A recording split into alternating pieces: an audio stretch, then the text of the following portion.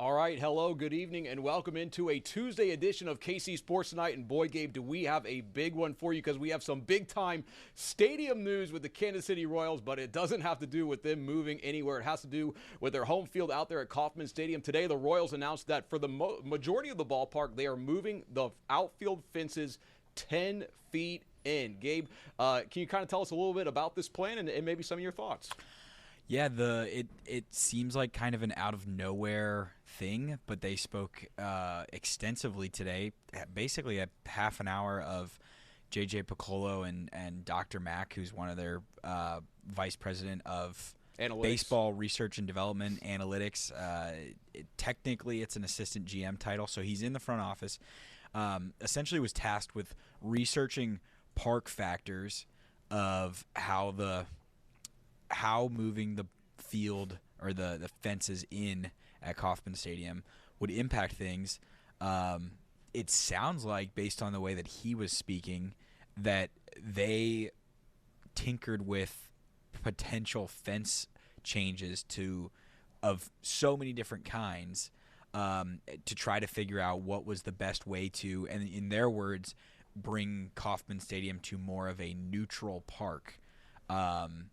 And this is a super complex, in-the-weeds discussion as far as a lot of people want to say, like, oh, Kauffman Stadium is a pitcher's ballpark because it's a very large – it has the largest outfield in Major League Baseball, and it's either or one or two along with Coors Field, which has to be large because of the altitude in Colorado.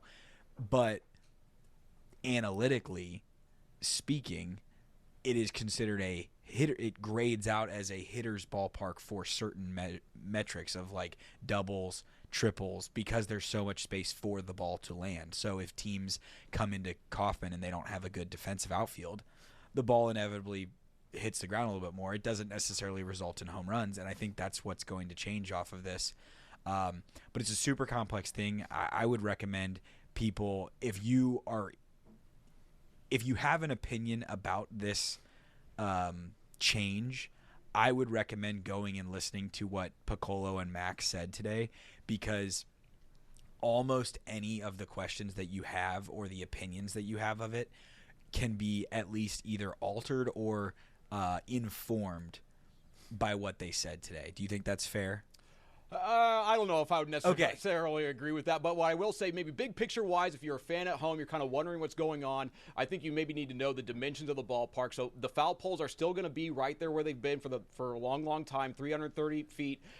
Dead center field is still going to remain at 410 feet, but the big news is close to the foul lines, those walls are going to come in 10 feet closer, and it's going to kind of go that way into the power alleys. The power alleys used to be, I believe, 387. 387. Now they're going to be 379. Those are going to be a little bit closer, but it still will kind of continue back to that deeper part of center field. And also another big thing is the walls are going down from 10 feet to 8 feet because in addition to wanting to see more home runs, the Royals also want to see more home run robberies. Now today, the Royals, just as Gabe said, this is something that they've been talking about, at least they've said internally, for a very, very long time. Actually, today I asked GM JJ Piccolo, was there a singular moment in time that you guys kind of said there was, hey, like, we need to move these fences in? And I was kind of expecting him to say, maybe last year, maybe in the month of June when the Royals didn't win a single game at home and they were really struggling to score runs, or maybe another time where they've had like a big problem to generate offense and get runs across home plate.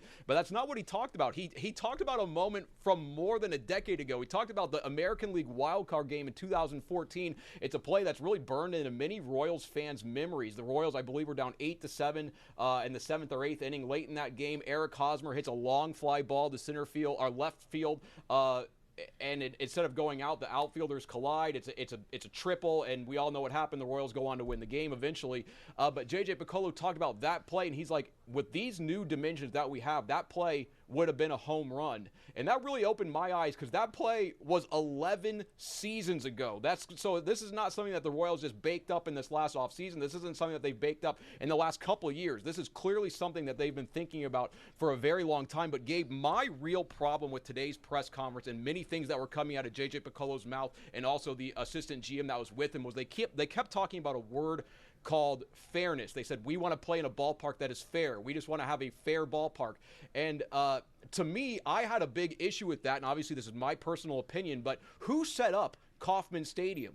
The Kansas City Royals. Who said it's not like the Major League Baseball came into the Royals organization and said, you have to build a stadium of this size. You have to build a ballpark of this dimensions. Like, the Royals have been in control of the dimensions of their ballpark for the entire time. And also, it's not necessarily that, I mean, they're like, hey, it's hard for us when we play at home and we go on the road. When you play at Kauffman Stadium, there are two teams playing there. It's not like one team, the fences are 20 feet in, and for the Royals, they're 20 feet further. The dimensions are the same for both teams playing the game. And Gabe, just to me, it was very, at least for me, a little disheartening to hear management of a team talk about an unfair environment in their own environment. Okay. What are your thoughts on that? Let me counter. Let me provide. I think this is good because me and you have it. I feel like we are disagreeing pretty strongly on this, but I can understand that opinion. I thought that of all of the things that they said, one of the things that I would object to the most is the comments about fairness. With that being said, no one in the Royals front office, whether it's ownership or management, in terms of J.J. Piccolo, Mac, all of their assistant GMs, to John Sherman himself, none of them built Kauffman Stadium. None of them were the ones who instituted the ballpark being this way. I actually think that the question was asked about whether this would be something that is a 5-year experiment for a future ballpark or the next Royals Stadium. And Mac made the point that because of the way that wind works through the Truman Sports Complex, the 387 in the gaps, and I had never seen this before, but on the actual renderings that they put out today, not only is it 410 to dead center, but like just probably 15 to 20 feet to the left and right of dead center, it's still 405.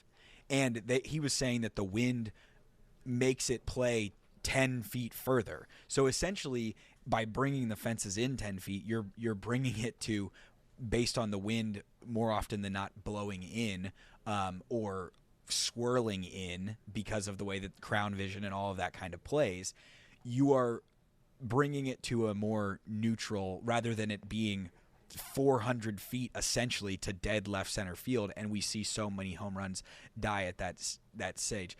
I thought that one of the most agreeable points or things that I hadn't necessarily thought of was one. I don't remember who asked the question, but someone posed the question: the allure of Kauffman Stadium being the largest outfield in baseball and other opposing teams having to bend to that when they come here. You're losing that.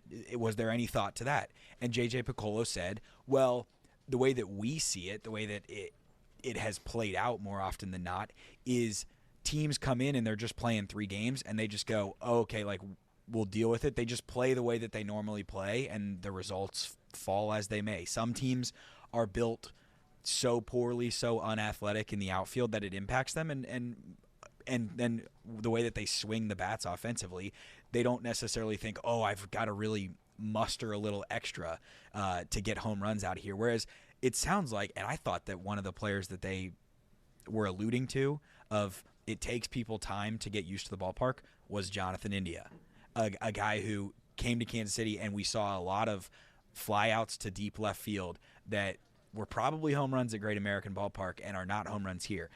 All of that is to say, I watched the Royals go on the road to Yankee Stadium or Fenway Park or all of these other parks that have plus hitting metrics or plus power metrics, and the Royals don't exactly have a home run derby when they go to Yankee Stadium. And I think that what Piccolo and them were saying is more often than not, the way that they think about hitting at home is also the way that they think about it on the road, and that leads to what we saw last year, which is a team that leads baseball in singles, but they were not very good at extra base hitting. And so I think with all of that factored in, with the fact that Bobby Witt Jr.'s power grades out as really positive to the opposite field, and we see that lead to a lot of just doubles. I mean, he led the league in doubles last year.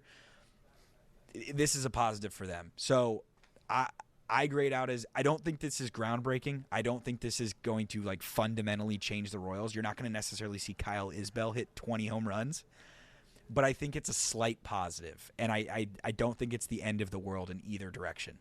Yeah, I mean, we'll have to wait and see how this plays out. I mean, obviously, there's a flip side to this. If the Royals are going to hit more home runs, obviously, so are the other teams. You think about how the Royals are constructed. I mean, Seth Lugo is a fly ball pitcher. Noah Cameron is a finesse pitcher that doesn't necessarily blow people away. Like, the Royals have built themselves to have, obviously, the biggest ballpark in the major leagues. And today they said this decision, it really isn't going to impact their roster construction. But for me, I hate this is purely my opinion. This is not the opinion of KCTV5. What I was hearing today when I hear the fairness, it's like it was just a loser mentality. You can't complain about something being unfair in the home field that you set up, that you are in control of. So maybe, obviously, the Royals felt that they were playing at a competitive disadvantage with the current dimensions of their home ballpark, and they wanted to make a change. But just as you said, when the Royals go to Yankee Stadium, it's not like they go there and have a home run derby. On the flip side of that, when the Yankees come to Kauffman Stadium, I mean, sure, there are some home runs that don't lead the ballpark, but let's not forget, like, Aaron Judge hit like a 470-foot home run off Noah Cameron. Like, I don't care where the fences are, that ball was getting out of the ballpark. Yeah.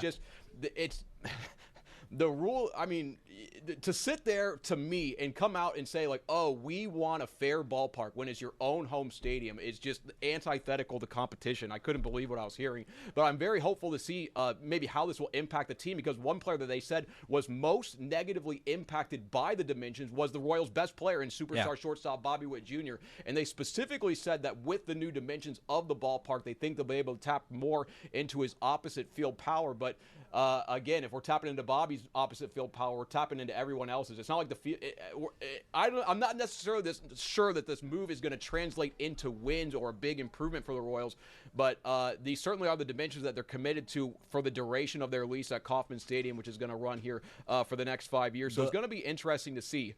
The last thing that I would say is, from a pure roster building perspective, for so long they overvalued contact and putting the ball in play and all that, and they said that it was because they had to for the ballpark. A more normal, neutral ballpark offensively will allow them to more there's a better reason for them to value on-base percentage, getting on base, and power, and that translates to other ballparks, and I think would result in them not having necessarily the team that we saw in like 2024, which was unbelievably good at home and average on the road. If they can be a better team all around, that's a positive. Yeah, I guess one final closing thought I would have on this is this is kind of a move for the Royals to be more in line with the rest of the stadiums and the rest of the ballparks in Major League Baseball. But I want to remind fans, the Royals' 2 World Series trophies, they won with speed, defense, and a big ballpark. I mean, you got to think about how do you assemble a good team in the world of baseball, and often times, like if you look at, like, let's say a team like the Dodgers, a team like the Yankees, a team like the Red Sox, these are teams that spend a lot of money because offense, run production, home runs are very, very expensive things. And with the way that the Royals are set up, the Royals are not going to be able to pay top dollar for offense. That's just not what they're going to have to do. So they're going to have to find a different way to win baseball games. And we saw in the past when they won the World Series that it was about speed, defense, and contact hitting. Now the Royals are trying to come more in line with the rest of the league, which obviously will change the players that they go after, but those players will be more expensive because they'll have more of those counting stats. But hey, whatever. We're going to have to see what happens. We'll see. That's what it's all about. The Royals an experiment. They have an MVP candidate in Bobby Witt Jr. I think they have the best left side of an infield in all of baseball with Bobby Witt Jr., Maikel Garcia. I mean, Vinny Pasquantino is a tremendous player. Salvador Perez, Jack Caglione, if he can take a leap. A lot of good players there in the field, and then obviously an elite pitching staff with the starting rotation and the bullpen. But hey, guys, we got a lot more to talk about than just baseball today. The University of Kansas Jayhawks have a big-time matchup today at Allen Fieldhouse. Unranked Kansas is hosting number 2 Iowa State. It's the first time an unranked Kansas Jayhawks team has hosted a top 5 team at Allen Fieldhouse since 1989. 36 years ago was the last time something like this happened. Gabe, right now KU 1-2 in conference play for the first time in 20 years, and big danger of falling to 1-3. Iowa State favored tonight at Allen Fieldhouse. You don't often see that. What are your thoughts on this matchup? I think it's going to be close. It was close the last 2 times that last year KU handled Iowa State in a game where I think people were starting to sense some worry about the KU team, and they answered it by beating an Iowa State team that went to the second weekend pretty handily. But in 2022 and 2023, KU beat Iowa State by 2 and by 1 at home, and that was despite having better teams. So I think that you can say that TJ Otzelberger is one of the coaches in the Big 12, one of the best coaches in the Big 12, and is a coach that has often had answers for what Bill Self has wanted to do. And that's even when KU had a national championship winning team in 2022 and a team that went and got a 1 seed in 2023. So this is a team that went to Purdue earlier this year and beat them by double digits. And that is, if you ask college basketball people, the toughest places to play in the country. It's KU, it's Purdue, it's Duke, it's these tough environments. So the idea that Iowa State is just going to be scared by Allen Fieldhouse, I don't necessarily subscribe to. But I think that this could be, sometimes the best games at like Arrowhead Stadium are when the fan base is fired up and like there's a little anger to them.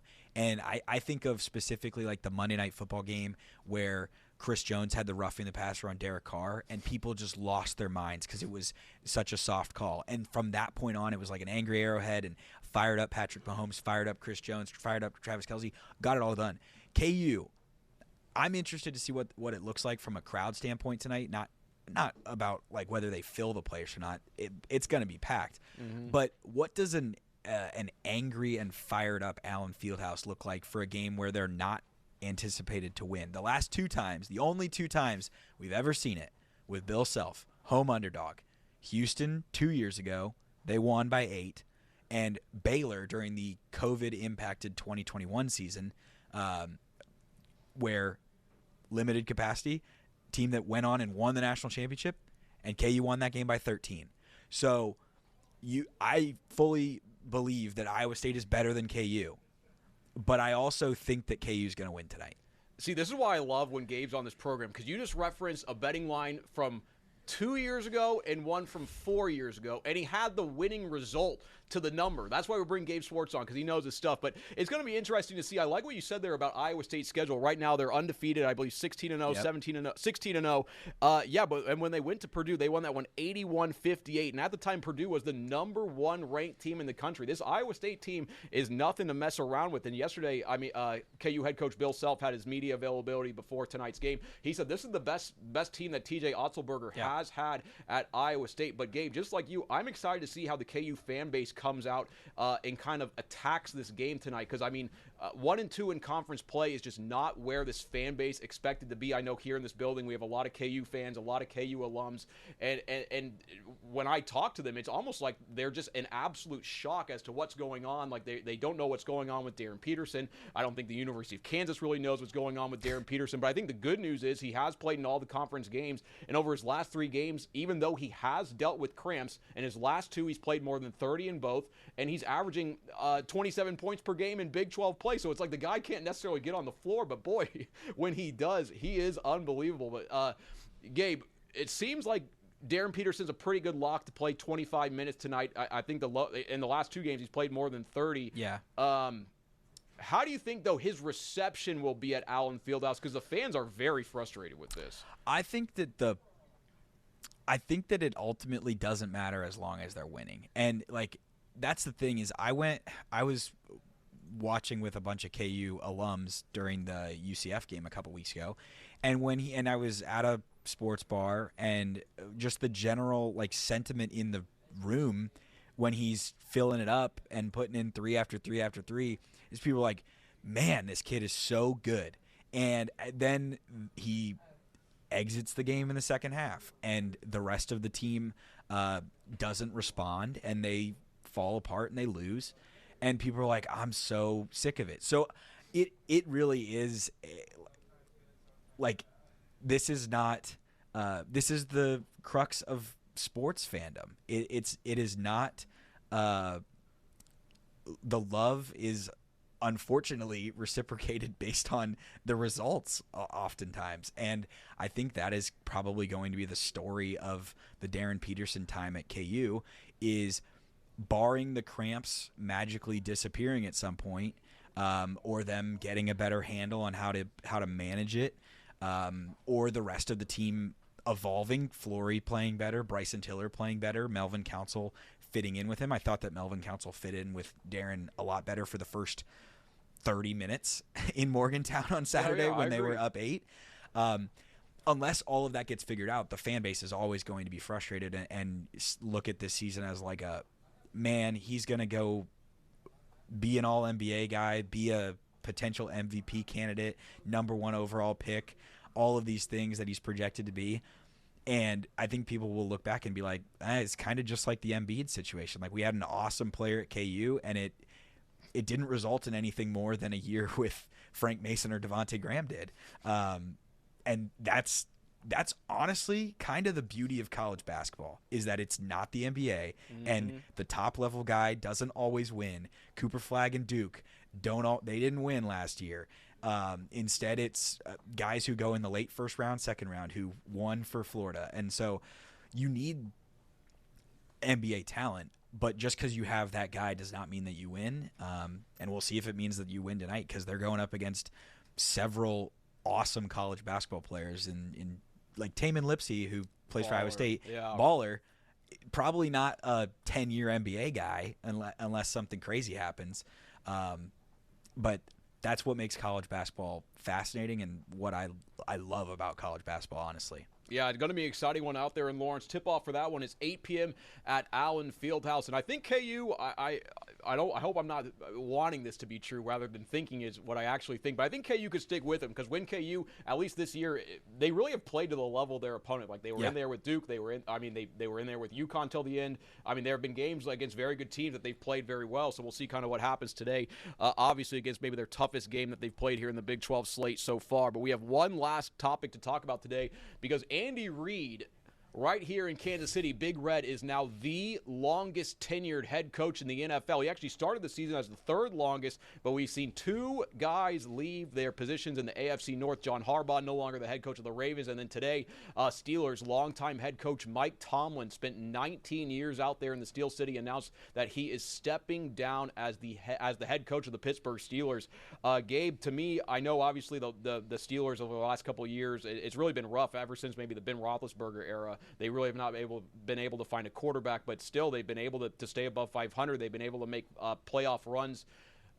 It seems to me, though, at least with Harbaugh and Tomlin there in the AFC North, that those journeys may have reached their completion. Is that kind of your read of that situation? Seems like it. And I think that the thing that Chiefs fans have to keep an eye on after a year where they go 6-11 is what does something being stale in the NFL look like, and what does ownership's willingness to put up with it look like? For the Steelers, you can say it was a decade of competent football, but truly incompetent playoff football. Like, the last 7 Steelers losses in the playoffs, their average margin of defeat has been 13.7 points, which is a 2-touchdown deficit, essentially. Like, they've just gotten run out of the building more often than not.